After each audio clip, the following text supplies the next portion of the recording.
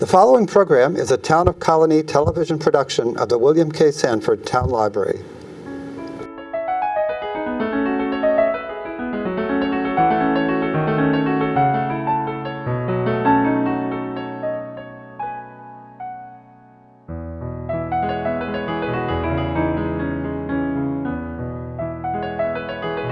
All right, well, welcome to Meet the Author. My name is Joe Nash. Today we're going to be talking to Ram Chugh.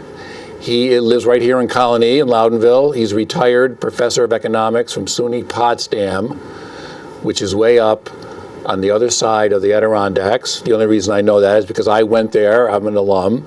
So welcome, Ram. Thank you. He's written a book. It's called The Power of SUNY Retirees.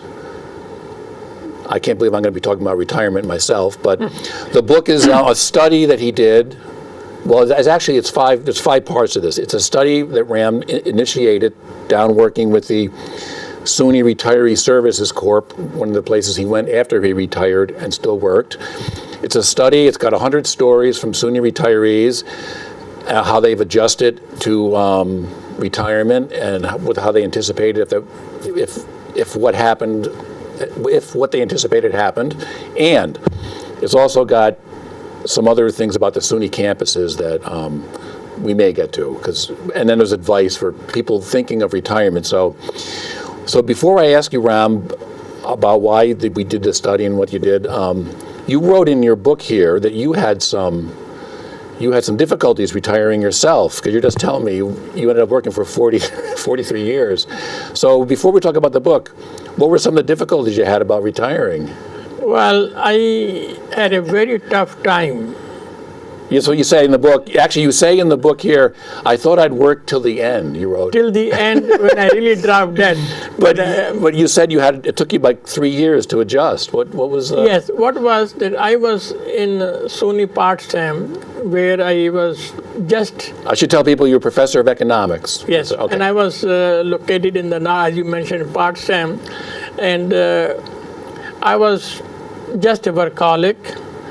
Work gave me tremendous meaning, a lot of satisfaction.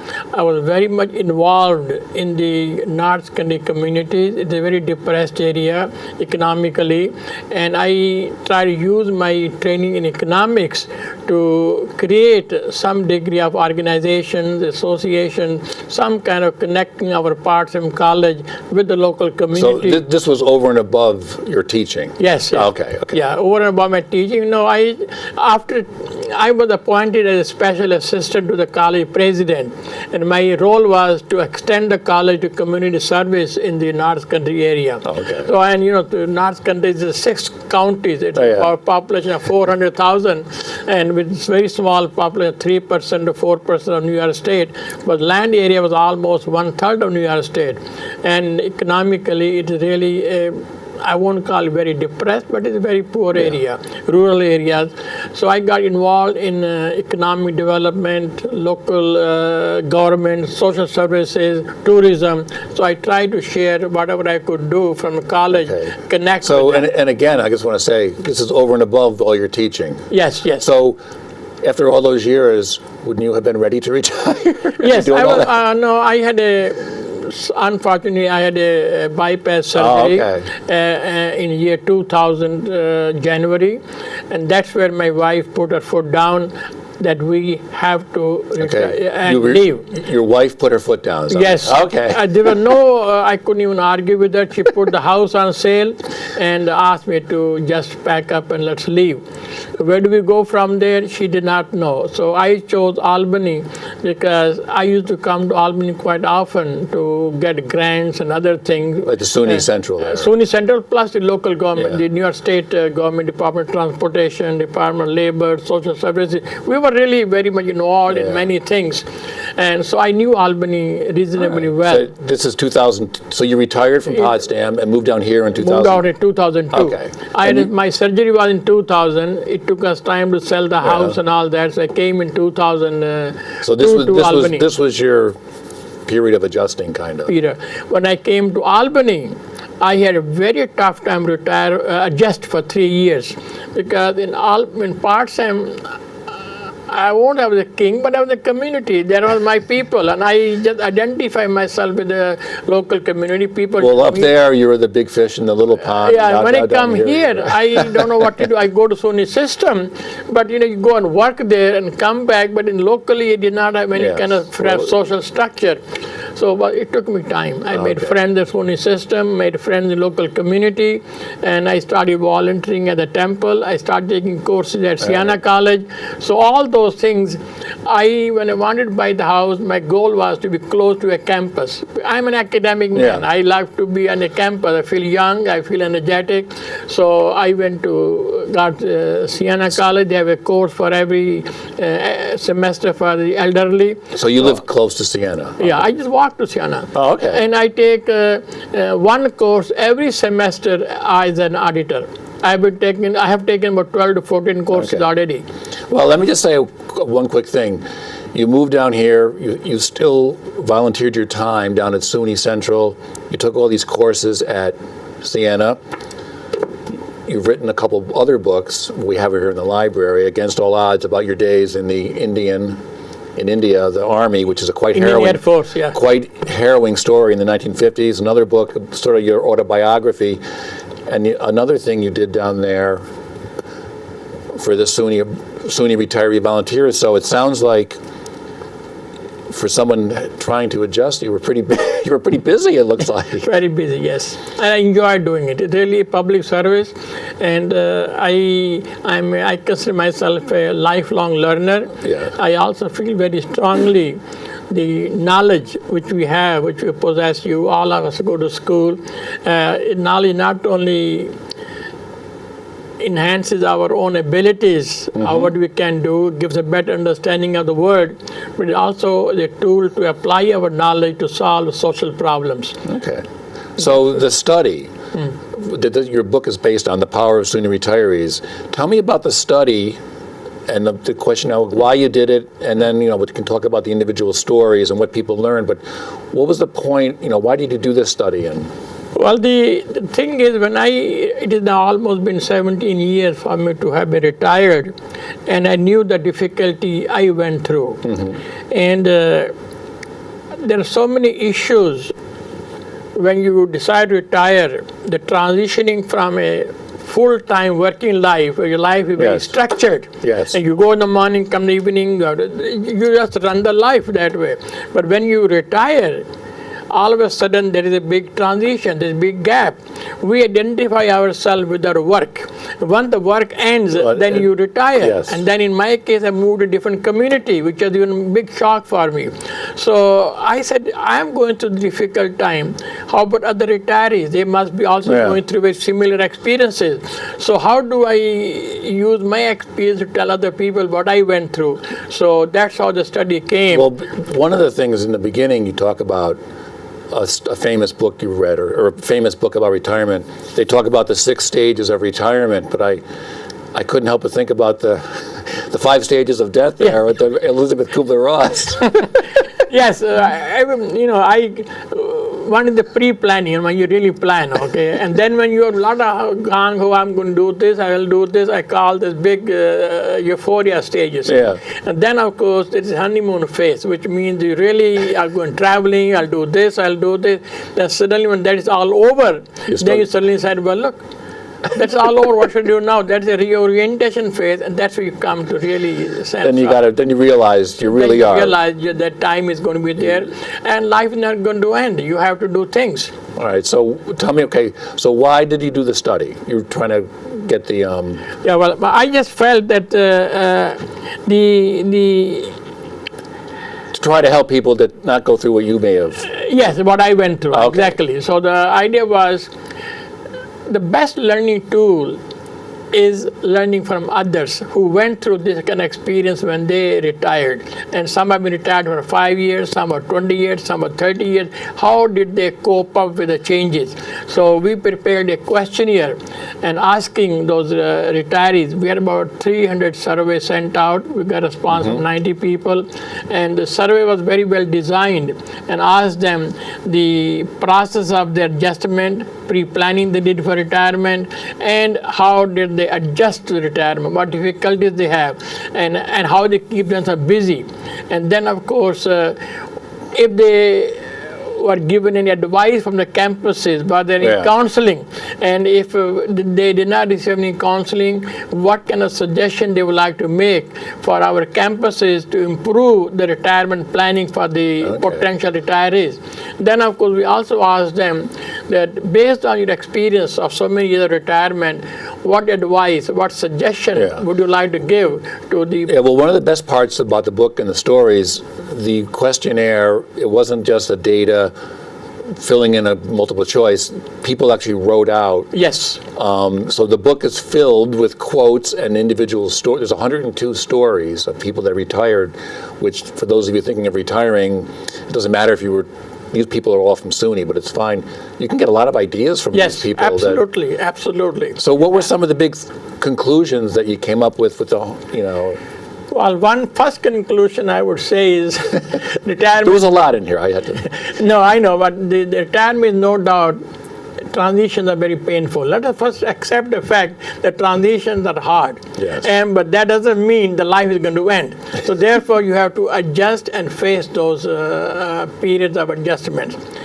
But the life does not end there. The retirement can be a period of big challenge, new opportunity to do things which you could not do before, and it is a very important golden chance to pay back to the community, give back to the community. I mean, almost every story has a component. I feel so happy to be doing things for my community, which has given me so much to give back to the community. Well, most of the 102 individual stories in here, most of them say they have all stayed active, either volunteering or working with their church organizations, or working, if they taught, they went back part-time teaching, or they worked with nonprofit groups. So a lot of the people in the stories, were like amazingly busy. It's when you read through them all. And doing something very meaningful. Yes. Very meaningful. There is one professor here, a retired professor from University of Albany campus. He started a reading is fun program and designed only for young children. And he has been doing it since the time he retired, and I think he must have trained about 1,000 to 2,000 young children on the reading. Reading. That's free. He got a grant. There's another person who is from Buffalo. She's, I think, English or anthropology. She volunteers at the museum, then developed their web page, and then writing history of the museum for that area. And there's one lady in Texas who's from SUNY Retirees Foundation. She goes different countries to teach English as a foreign language, and even take students with her, for example. There's some which really fascinate me. There's one guy in Cobleskill. After retirement, he had time, so he'll walk around the community on the road just in the evening, morning, and he would see people sitting in the porches, in the rocking chair and all that. Before he didn't have time, now he'll go stop by, ask them, how are you doing, and all that. And he found they are very lonely. They are people, nobody talked to them. So as a result, he made it a mission that during time he can spare, he would like to go to different streets and meet people who feel lonely, left out. And I think he has made that as a mission. Do you think, well, you're from India, but you've been living here almost your whole life. Do you think Americans, we devote too much time to work? I know you have to work, but do you think we get overly devoted to it at times? I never raised that kind of question in my head, but I would say in general, Americans have a good balance in their life, in their work life, family life, and in the fun life. And the Americans, which I really enjoyed very much, something very new, and you will appreciate that being you're in part-time. When I came new, in 1975, I took my daughter for skating to skating ring in Parkland. And when I went there, and I suddenly found a lot of people from my college working there. So So I went back to my office, and when I met those guys, I said, Chuck, I saw you there. I saw Linda there too. And I saw Peter there. Are you trying to work extra and make some money? Why are you doing this? So that's the first time I learned. He taught me that volunteerism is a very essential part of our community life. So from that time on, I have understood that giving your time to serve the community and public, and I devoted a great deal of my time on this particular When you aspect. were teaching and you said you did all these things in the North Country with this, was that all volunteer? All volunteer. Oh, yes. wow. Okay. So you're no stranger to volunteering. No, not at all. What I did was, when these people were working in the ice skating, helping people, because he explained to me that our village government does not have a big tax base. They have no money. If they don't have money, these services will not be provided. So as a result, we get together and do all these things. So I asked myself, Ram, how can I take my daughter there and I just don't go and do anything over there? But I'm not a skater. I could not done anything over there. So I then did a survey of the whole community, how many people volunteer, what kind of organization we have. It was called the volunteerism, a priceless resource for the village of Potsdam. So that study became a big highlight. So it sounds like you've been doing these kind of studies for a long time. So it's one of the things from the book, I don't know if you wrote it or one of the respondents, they say when you retire, you almost have to sort of rewire yourself, rewire your brain or something. And the other thing was, from reading all these stories and from your story, there's really no one way to do it, is there? No, there's no one way to do it. It varies a great deal. It also depends on the family, depends on your wife, your children. Well, one of the steps that you recommend is consult your family when you're making all these these decisions. Retirement is a family decision. Yes. Okay. Period. I think a lot of people think you're at work, you decide I'm going to retire, but you got to. You have to time your retirement. Your wife. It's very tough, the exchange. But you're right. It's a family decision. Well, some of these more practical things, we've been talking about people volunteering and traveling and doing fun things. Some of them are practical things that people recommend, almost the great bulk of these: financial planning with your family, and things like that. Those are? Yeah, those. For example, it says. Another one was make sure you know about your health insurance and Medicare is very important. Health insurance. I said, understand your health insurance and Medicare. Yes, and of course the family involvement we discussed about that has to be very important. Financial planning is a key to sound retirement, and the importance of staying busy after retirement. Staying busy. Yes. Staying busy. Staying connected. You don't want to just take naps all the time. No. In fact, I did one story there, which is very interesting. One guy, I don't know what campus he was about close to 70. He was going to be retiring, thinking the process, what should I do, going through this kind of conflict. So he went to his aunt, who was 90-year-old. He asked her, Aunt, I'm just thinking of retiring, I'm very confused. Can you give me any advice, what should I do? She said, son, retire, you'll have a good time, but one advice is keep at least 2 to 3 projects you can keep working on so that you do not get bored, you do not stay idle. This advice came to him from his aunt who was 90 years old. Okay, so yes, so I have to say, now the people in here, there's 102 stories of SUNY retirees. Did you know some of the people in here? Or? Some of them, yes. I knew about maybe 10 to 15. Oh, okay. So and then they all give advice in their little stories, and then you have a section in here like wrapping it all up, and they're all quotes. They're not just there are the quotes. They're all based on their own personal. Exactly. Yeah. The chapter 3 we talks about what advice they'll give to the campuses to change for human resources, what they should do, and the chapter which is telling the advice they'll give to the potential retirees who are still working but going to retire. So those are actual quotes, and I draw some conclusion from, and then I put them down. But the last chapter is basically harnessing the power of Sunni retirees. Now, you might ask me, why do I give the title of the book, Power? You know, people say when you retire, you have no power, you're just gone, and you no longer belong to a campus. In my view of things is the retirees have a lot of power. They have power of their ideas, power of their knowledge, power of their expertise, power of their experience. So as a result, SUNY should utilize these retirees because they have so much. You have close to 30,000 retirees right now, spread all over New York State, around 64 campuses.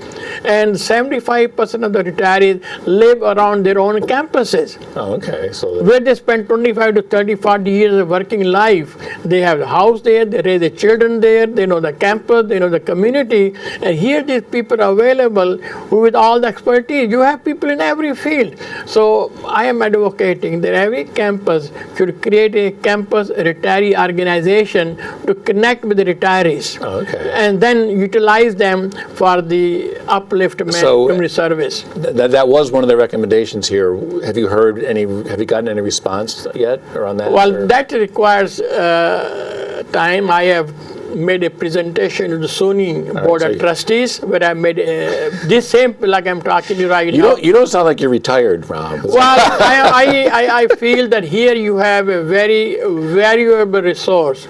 It's a very valuable, rich resource and available almost at no cost. It is a win-win situation.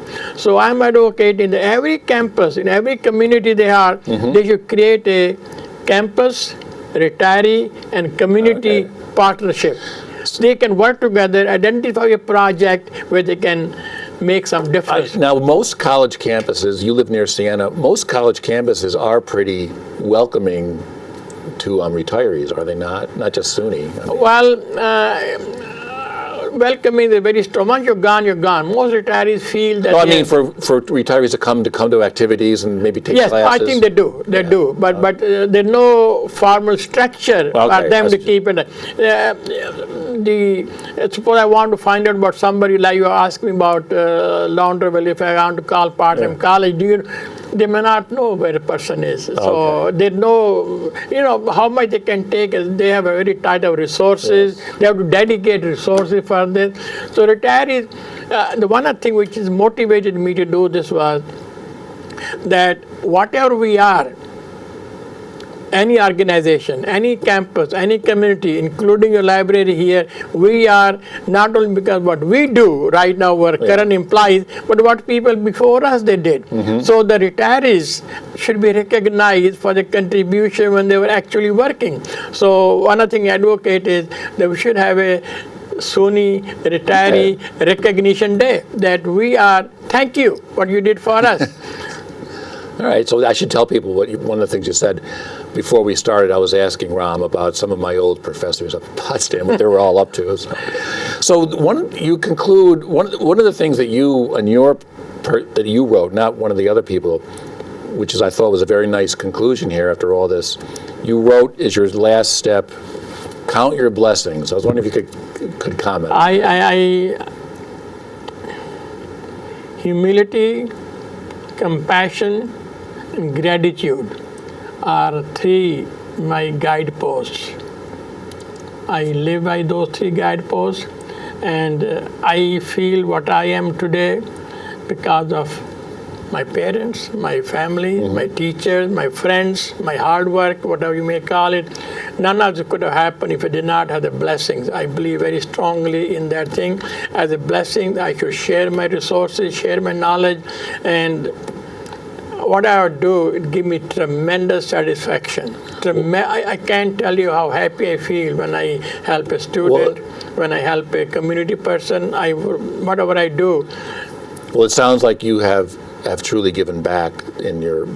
I should tell people, I don't think we said this in the beginning, when you moved down here in 2002, you worked at the SUNY Central, the SUNY Retirement Service Corps for something like 10 years, volunteering for 17 years. Yeah, for no pay or anything. Yeah, So that was except for when I was working, I On the was a study, very but- nominal small amount. I was paid a It's small nominal, amount. yes. So okay, so the book. Oh, I should say one other thing. You were just telling me before we started, when people on the SUNY campuses are retiring, everyone's getting one of these books. Well, those when they're retiring, they're told about this book. Oh, okay. The one other thing, they give the PDF link. They're also given the ebook link. Those who have a hard copy, they get a hard copy. But Okay. every potential retiree is told about this book. Okay, so And it's available on Smash Book. It's free. And it's free on Smashbook. Okay, yeah.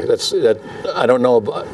I think I've heard of that. Yeah. I should have heard of that as a yeah. librarian. Well, it's also Barnes and Noble also. But I'll tell people, Ram's other books, more autobiographical, his days in the Indian Air Force in the 1950s is here in the library if you want to come and check it out. Very harrowing story, and Living to Learn, Learning to Live. It's more autobiographical. Yeah. So thank you for coming, Ram, and good luck with your Power of Retirees book. And, I think you need to I think you've done enough. Maybe you I can should slow down. So thank you. And we'll see you next I want time. to thank you very much. Thank you for having me. It's a Sure. privilege. Thank you, and we'll see you next time on Meet the Author.